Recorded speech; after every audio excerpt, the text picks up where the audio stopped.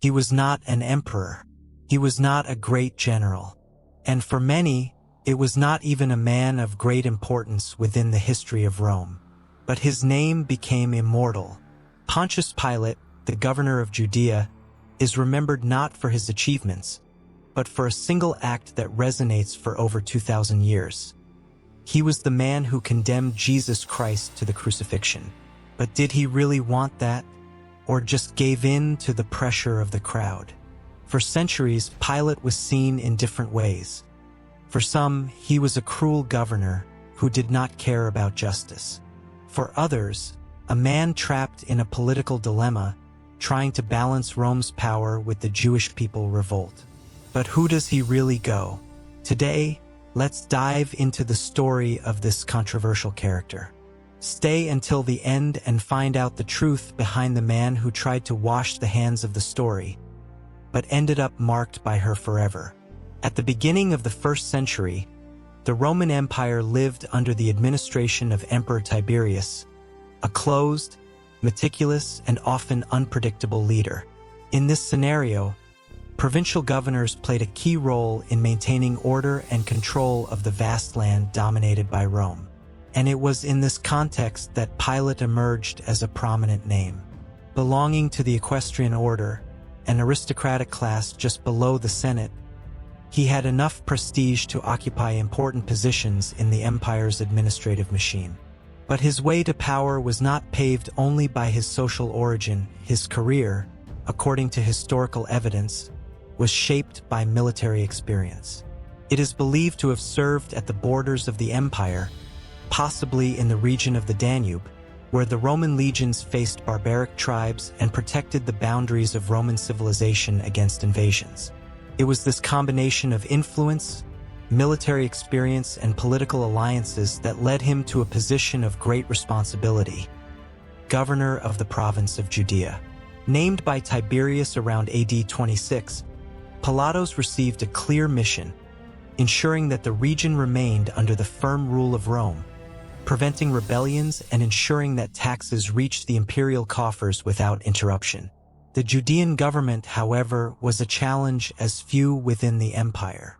Unlike other provinces, where Roman rule was widely accepted or imposed by force, Judea housed a people of strong cultural and religious identity, which often clashed with foreign impositions. Since the moment he took over the Judean government, Pontius Pilate realized that his administration would not be a simple task. The small region in territory was large in challenges. Pilate, as governor, had absolute authority on local administration, tax collection, and the maintenance of public order. However, he needed to deal with a delicate balance between the interests of Rome and the demands of the people who ruled.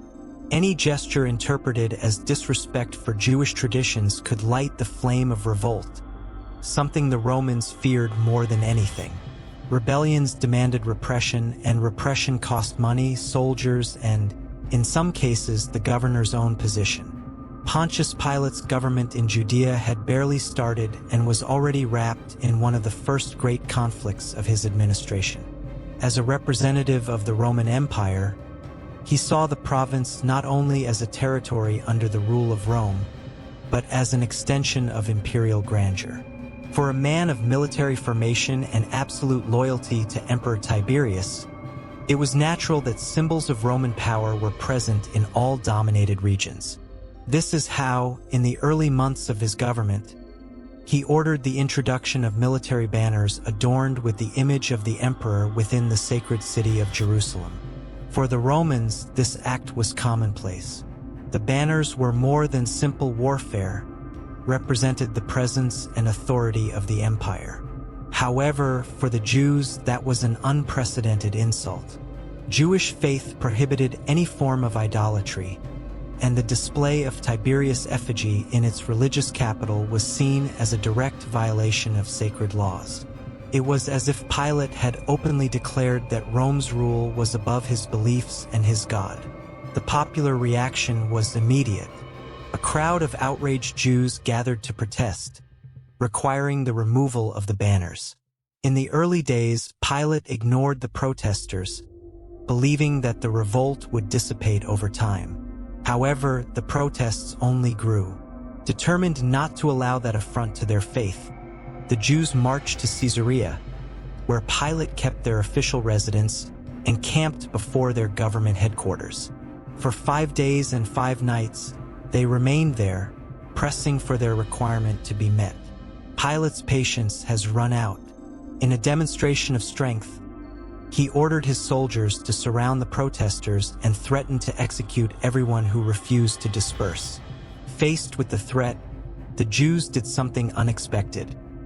They fell on their knees and extended their necks, showing that they preferred to die to allow the defection of their city. The following silence must have been deafening for Pilate. He was before a people who was not intimidated by brute force and, if necessary, would die for their beliefs. Faced with this unexpected resistance, Pilate gave in. For the first time, he retreated in the face of popular pressure and ordered the banners to be removed from Jerusalem. The episode was a shock for the governor, who probably did not expect to find such determination among the inhabitants of Judea. More than a simple strategic error, that decision revealed a fragile point of its administration. To rule Judea was not just a matter of military strength, but of understanding the sensitivities of a people deeply linked to their faith. This episode was a foreshadowing of what would come next. On several occasions, Pilate would make decisions that would further aggravate tensions in the region. In another situation, he used money from the Jerusalem temple to finance the construction of an aqueduct, an act that deeply revolted the Jews. Jerusalem, already inflamed by resentment against the Roman occupation, exploded in protests. Furious multitudes took to the streets, requiring sacred funds to be returned and that Pilate would be punished for their boldness. This time, Pilate decided to solve the question of the only way he knew, by force. In a cunning maneuver, he ordered his soldiers to mingle with the crowd disguised with civilian robes, hiding his weapons under his robes. At the right time, at the slightest sign of violence by the protesters, the soldiers were ordered to attack. What followed was a massacre. Brutal blows fell on the unprepared crowd, and the protest soon became a scenario of horror and blood. The brutal repression crushed the revolt, but left deep marks. If until then the Jews saw Pilate as a merciless and insensitive governor to his traditions, they now saw him like a tyrant willing to desecrate what they had the most sacred. The relationship between the governor and the people of Judea would never be the same. As stated, Pontius Pilate faced a growing tension in Judea, with revolts, religious conflicts, and an administration marked by repression. But nothing in his trajectory would compare herself to the dilemma he faced that day. Among the numerous decisions he made as governor, one would be forever associated with his name: the judgment of Jesus Christ. One morning, Pilate received a prisoner different from all the others who had already been brought to his presence. Jesus of Nazareth was not a common criminal. He had not taken arms against Rome or led a lift. Still, he was led to the governor on serious accusations. They said that he encouraged the people not to pay taxes to the empire and, more than that, that he was a lawful king of the Jews. For the Romans, he could be just another preacher in the midst of a restless province. But for Jewish religious leaders, Jesus represented a threat to the established order. He questioned the authority of the temple, gathered crowds where he went, and, according to his accusers, made statements that directly challenged both the Jewish elite and the Roman rule. The Sanhedrin, the religious council that ruled the Jews under the supervision of Rome, considered him a real danger. But for him to be condemned to death, they needed official approval, and that decision was up to Pontius Pilate. Pilate, however, was not immediately convinced. In the Gospels, he was described as a reluctant man in condemning Jesus. After questioning him, he would have been intrigued by his enigmatic answers, especially when he wondered if he was indeed king, and Jesus replied that his kingdom was not of this world. The governor did not see a rebel leader in him, as the many who had already tried to rise against Rome. On the contrary, it seemed to see a harmless man whose influence irritated religious leaders more than a true threat to the empire. Still, Pilate found himself in front of a dilemma. The chiefs of the Sanhedrin pressured him to apply the maximum penalty. If he released Jesus, he could face revolts among the Jews, something that had already put him in difficult situations in the past. On the other hand, ordering his death without finding a real fault was a weight that he may not even want to carry. Seeking a way out, Pilate tried to transfer the responsibility of the judgment to Herod Antipas, the ruler of Galilee, a region from which Jesus came. But Herod, after questioning him and finds no justification to condemn him, returned the prisoner to the governor. Without more political options, Pilate had one last idea. Resorted to a tradition of Jewish Easter, where a prisoner could be released as a mismatch gesture. He presented to the people two options: Jesus, the preacher who spoke about love and the kingdom of God, or Barabbas, a criminal and insurgent. The crowd did not hesitate. He cried for the freedom of Barabbas and demanded the crucifixion of Jesus.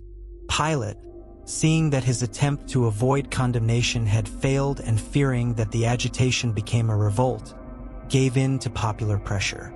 In a gesture that would become one of the most symbolic in history, he washed his hands before the crowd, stating that he was not responsible for that man's death. But the truth is that his omission sealed the fate of Jesus.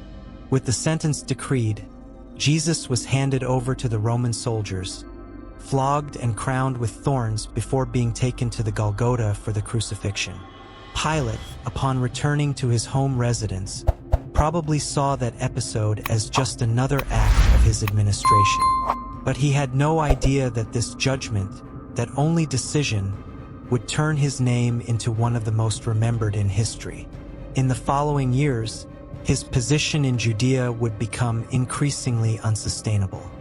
His reputation was already shaken by the constant conflicts with the local population, and his relentless way of governor continued to generate discontent. The trigger for his fall came when he ordered a massacre against a group of Samaritans who were pilgrimaged to Mount Gerizim, considering them a threat to public order. The episode generated so many complaints that reached the ears of Vitilio, governor of Syria, who had a higher authority than Pilate. With no alternative, Pilate was removed from office and summoned to Rome to provide clarification to Emperor Tiberius. However, even before reaching the capital, Tiberius died, and Caligula took over the throne. What happened to Pilate after this remains a mystery. Some traditions suggest that he lived in exile, falling into oblivion. Other versions claim that he was sentenced to suicide, taken by regret and political disgrace. His name, however, has never been forgotten. While many Roman governors of Judea disappeared in the records of history, Pontius Pilate was immortalized not by his actions as an administrator, but for that moment when, before the crowd, he washed his hands and handed Jesus to the crucifixion, an attempt to exempt themselves from the guilt that, ironically, would make it the symbol of a decision that marked the fate of the world. But after all, the story is a doubt.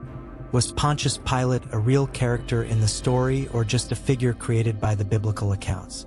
For centuries, Pontius Pilate remained wrapped in an aura of mystery and controversy.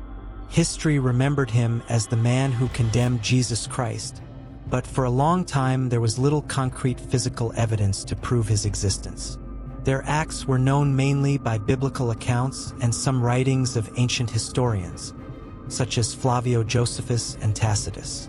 However, modern archaeology brought out unquestionable evidence that Pilate was not just a character of the Gospels, but a royal historical figure who ruled Judea under the rule of Rome. In 1961, an extraordinary discovery was made in the ruins of the former maritime Caesarea Theater, the city that served as the headquarters of the Roman government in the province of Judea. Archaeologists found a limestone slab containing a Latin inscription that directly mentioned Pontius Pilate, referring to him as mayor of Judea. The inscription, known today as the Pilate Stone, is the only contemporary archaeological evidence that mentions its name and official title during the Tiberian government. The inscription not only confirmed that Pilate actually occupied the position of Judea governor between AD 26 and 36, as well as reinforced the connection between its administration and the imperial government in Rome. The fact that he was found in Caesarea, not in Jerusalem, also corroborated what was already known about the Roman government in the region. Pilate, like other Roman prosecutors, did not live in the Jewish capital, but in the coastal city, where he maintained its administrative and military base. In addition to the stone, another physical evidence of the Pilate government was found in coins during his term. Small, made of bronze and containing inscriptions that exalted the Emperor Tiberius. These coins were distributed by the province of Judea and are a tangible proof of his authority. Interestingly, some of these coins brought pagan symbols, such as the lichua stick, an emblem associated with the Roman auguriums, priests who interpreted divine signs. For Jews, the presence of these symbols in their daily currency was another uncomfortable memory of foreign occupation and the disrespect of Pilate for their beliefs. These archaeological findings helped paint a more concrete portrait of the Roman governor. The name of Pontius Pilate crossed the centuries loaded with controversies. He went into history not for great achievements, but for a decision that would change the world forever. His name was eternally linked to the judgment of Jesus, becoming a symbol of the dilemma between power and morality. He tried to exempt himself from responsibility, but, ironically, his attempt to wash his hands only ensured that his memory would never be erased. Now I want to know your opinion. If you were in place of Pilate, would you have made a different decision? Did he realize the importance of the moment he was living? I want to know your opinion in the comments. If you liked this video, click the screen to learn more about how Christians have overcome Roman persecution and created the Catholic Church. Do not forget to leave the like and subscribe to the channel so as not to lose the next videos. The story is full of amazing secrets, and I'm sure you will want to discover them all.